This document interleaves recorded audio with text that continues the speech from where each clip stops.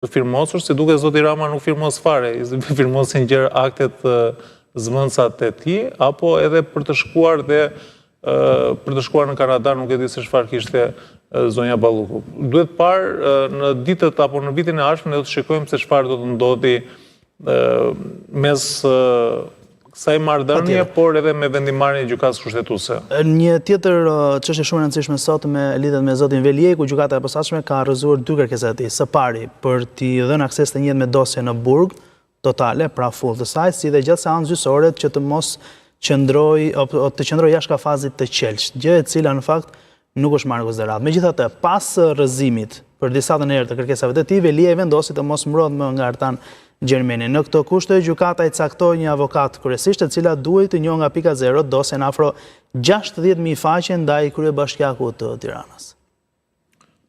Është një kërkesë e lishme. Pra, unë kam thënë dhe më parë, kemi qenë bashkë javën e shkuar, lidhur me kërkesën, së pari kërkesa e parë për të dalë nga kafazi. Do të thotë, nuk ka asnjë përcaktim ligjor që i pandeuri, ose ai cili është personën e tim, por është në fazën e masës së arrestit, pra do t'i komunikohet masa e arrestit dhe futet në një kafaz, qoftë kafaz i qelsh, pra gjykata e posaçme ka një kafaz transparent xhami, ndërkohë që gjykatat e tjera kanë një burg. Pra aty nuk ka përcaktim ligjor. Pra edhe nëse ne i referohemi kodit procedurës penale, edhe nëse i referohemi ligjit për organizimin dhe funksionimin e gjykatave, nuk gjejmë në asnjë dispozit ligjore përcaktimin që i pandeuri apo i dyshuari i cili i komunikohet një vendim gjykate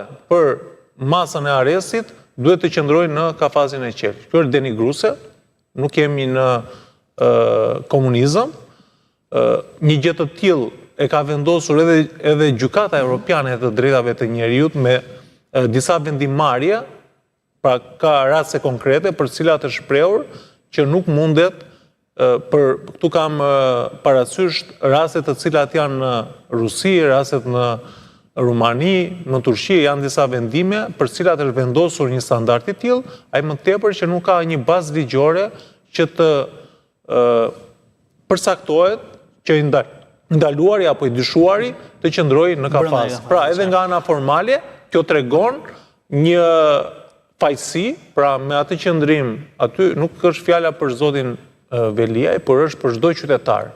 Por këtu i bën gjërat publike dhe bën mediatike në momentin që është zoti Veliej, zoti Meta, zoti Berisha, zonja Balluku, por ne duhet kemi të njëjtat standarde për cilat ne kemi kërkuar dhe kërkojmë çdo ditë që i pandeuri aty është i pafajshëm derisa nuk ka një vendim të formës prerë. Por edhe nëse është i fajshëm, ai duhet të trajtohet me dinjitet, me respekt, sepse edhe nëse ka kryer një faj, do marrë vendimin dhe do marrë dënimin që cakton gjykata dhe do ta vojë atë dënim. Kjo nuk do të thotë që ne ta poshtërojmë dhe ta trajtojmë në mënyrë të tillë. Duke qëndruar në një kafaz të distancuar dhe nga avokati, ati nuk jepet mundësi për një mbrojtje efektive, për të komunikuar me avokatin, për të diskutuar, për të marrë një këshill, për të marrë një sqarim. Pra, nëse unë kam një të pandehur dhe dua t'i them diçka, unë nuk ja them dot. Së pari është kafazi i cili nuk ma lejon mundësinë dhe aty duhet të flasësh me mikrofon, kam mikrofon, ndërkohë që ai dëgjon te mikrofoni, do dëgjoj prokurori, do dëgjoj gjyqtari, do dëgjoj pala tjetër. Do dëgjojmë policat që rinë aty. Pra, të merë si kur jemi në komunizëm apo në një regjim totalitar ky qëndrim.